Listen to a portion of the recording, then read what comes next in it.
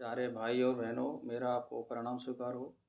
मैं आपके लिए फिर एक वीडियो बनाने जा रहा हूं, जिसका विषय है प्रारब्ध भोगों का त्याग उचित नहीं है। तो सुनिए, बुद्धिमान पुरुष को उचित है कि प्रारब्ध अनुसार न्याय से प्राप्त भोगों का त्याग न करे, अप्राप्त भोगों को पाने की इच्छा न करे एवं न्याय से प्राप्त भोगों का शास्त्र अनुकूल उपयोग करते हुए भी समभाव में स्थिर रहे। महाबाहो, जो भी हो, देह का नाश होने पर अविनाशी आत्मा का नाश नहीं होता है। तुम चिन्मय आत्मा में ही आत्मा की भावना करो। चित्त रहित पुरुष का पतन नहीं होता है। वह कर्मों को करता हुआ भी कुछ नहीं करता है, क्योंकि उसमें कर्तृत्व अभिमान नहीं होता है और अज्ञानी मनुष्य देह को ही आत्मा मानते हैं। यह शरीर वासना के अनुसार ही उत्पन्न होता है, अन्य किसी दूसरे कारण से नहीं।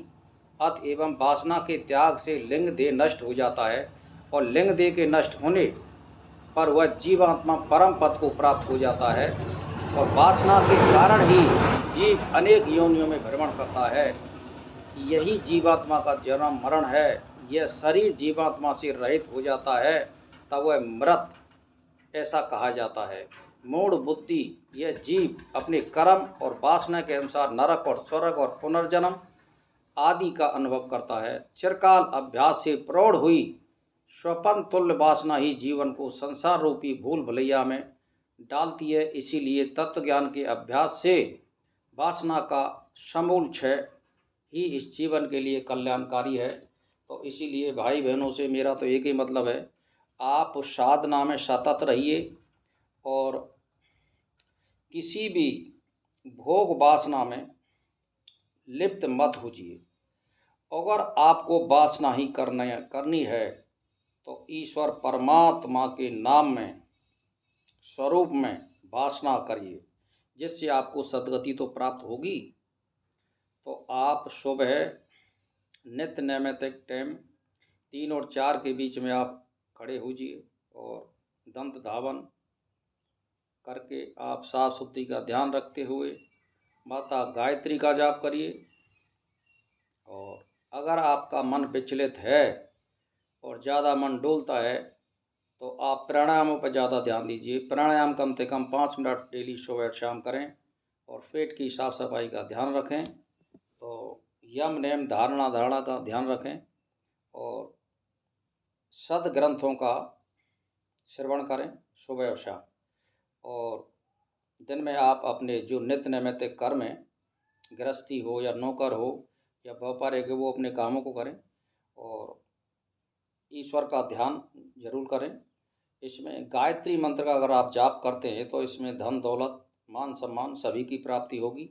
तो मेरा तो भाई बहनों से एक ही मतलब है कि जो भोग आपको प्राप्त हो रहे हैं स्वतः, जैसे मान लीजिए किसी को निमंत्रण नहीं गया है तो आपके पास में यानी मालपुआ खीर या कोई भोजन आ गया है तो उसको प्राप्त कीजिए। अगर तुम्हारे कोई तकलीफ़ है या कोई जैसे खाने का परहेज है तो उसको आप नहीं ले सकते हो, वो कोई त्याग में नहीं आता है, क्यों वो आपके अनुकूल नहीं है। इसीलिए जो भोग प्राप्त हो जाए, जो प्रारब्ध से जो प्राप्त हो जाए उसमें आप संतुष्ट रहिए। और जो आपके पास प्राप्त नहीं है उसकी ज़बरदस्ती कोशिश मत कीजिए। तो भाई और बहनों, मेरा तो एक ही बात है कि आप वासना का त्याग करें तो लिंग देह नष्ट हो जाता है। और अगर भोगों को उचित प्रकार से भोग करते हैं और प्रकृति के अनुसार करते हैं तो आपको कोई कष्ट नहीं होगा। और अगर प्रारब्ध से ज़बरदस्ती करोगे और जो आपको प्राप्त नहीं है और उसको ज़बरदस्ती प्राप्त करोगे तो आप कष्ट में और अगला जीवन में पापों का निर्माण करने वाले साबित होंगे। इसीलिए मेरे तो भाई बहनों से एक ही मतलब है, आप ईश्वर का ध्यान कीजिए, उसमें वासना कीजिए, ईश्वर का कभी त्याग मत कीजिए और बुरे कर्मों को त्यागिए और सत्पुरुषों का संग करिए। और हमारे जो शास्त्र हैं, श्रवण करने योग 4 वेद 6 शास्त्र, और इसमें वेदांत भी आता है, विचार सागर भी आता है, वशिष्ठ भी आती है और गीता भी आती है। इसका श्रवण करें। इसी के साथ मेरा प्रणाम स्वीकार।